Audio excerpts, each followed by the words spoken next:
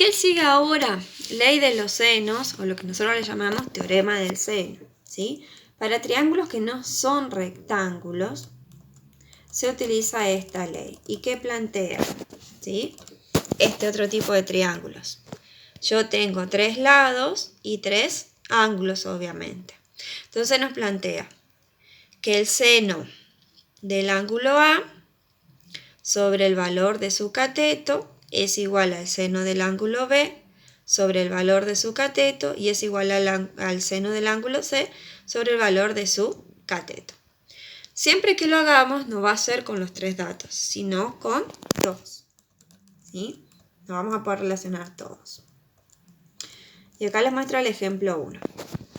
Un satélite que gira en órbita alrededor de la Tierra pasa directamente sobre estaciones de observación de Los Ángeles que están a 340 millas entre sí. En un instante, cuando el satélite está entre esas dos estaciones, observa simultáneamente que su ángulo de elevación es 60 grados en Phoenix, no sé cómo es el lugar, y 75 en Los Ángeles.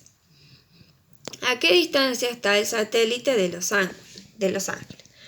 Hacemos el esquema, ¿sí? Observamos el satélite que forma un ángulo de 75 grados con Los Ángeles, un ángulo de 60 grados con Phoenix, no sé cómo se pronuncia, disculpen. Y entre esas dos ciudades tengo 340 millas, ¿sí?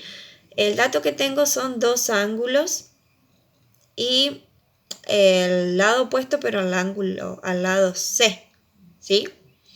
Entonces, dice, solución. Necesitamos hallar la distancia de B. En la figura 4 dice, como la suma de los ángulos interiores, a ver, vamos a analizar acá primero. Tengo 2 ángulos y un lado, pero el dato del lado es opuesto al ángulo C.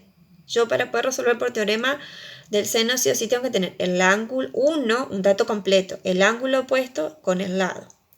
Pero como tengo estos 2 ángulos, es fácil sumarlos y restárselo a 180 para sacar este dato, que es lo que plantea ahí, ¿sí? Como la suma de los ángulos en cualquier triángulo es 180, vemos que el ángulo C es 180 menos 75 más 60, o menos 75 menos 60, que es 45. De modo que tenemos que seno de B sobre el lado B es igual al seno de C sobre el lado C. Reemplaza, el ángulo B vale 60 grados, el lado B es lo que queremos averiguar. Seno del ángulo C sacaron que es 45 y el lado C es 340 millas. Ojo acá, este pasaría a multiplicar y el seno de 45 pasaría a dividir, ¿sí? O este pasa a multiplicar y todo esto después pasa a dividir. Ojo con los pasajes. Nos queda entonces que B es igual a 340 por el seno de 60 dividido el seno de 45 grados, aproximadamente 416. Entonces, la distancia del satélite a Los Ángeles es aproximadamente 416. Ojo con esto, porque ustedes resuelven, después no ponen la respuesta a la situación, ¿sí? Y acá tienen otro ejemplo.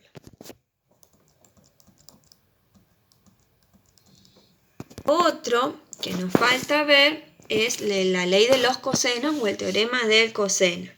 También se da para este tipo de triángulos que no son rectángulos y que necesito para poder resolverlo 2 lados y el ángulo comprendido entre ellos, ¿sí? Si no, no puedo resolver. Podría tener estos 2 ángulos y por suma y resta calcular este ángulo teniendo el lado A y el lado B, por ejemplo, ¿sí? Entonces, ¿qué implica? Que el lado A al cuadrado es igual a la suma de los cuadrados de los otros 2 lados menos 2 por el valor de los lados por el coseno del ángulo comprendido. El lado B al cuadrado es igual a los cuadrados de los otros 2 lados menos 2A por C por el coseno del ángulo B, ¿sí? Si yo averiguo B, tengo que tener el ángulo opuesto. Si averiguo A, tengo que tener el ángulo opuesto. Si averiguo C, tengo que tener, el ángulo opuesto. Vamos a tratar de interpretar alguna situación. Ejemplo 1 dice, la longitud de un túnel.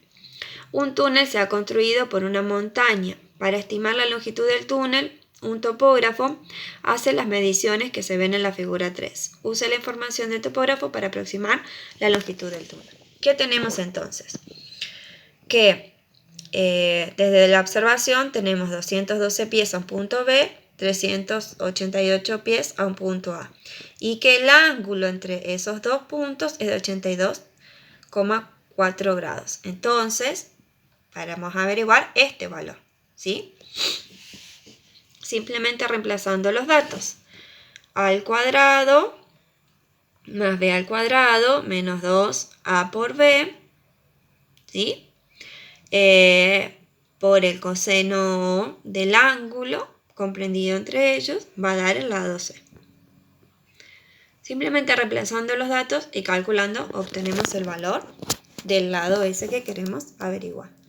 Hay que diferenciar, según los datos que tenemos se usa el teorema del seno, según los datos que tenemos se usa el teorema del coseno.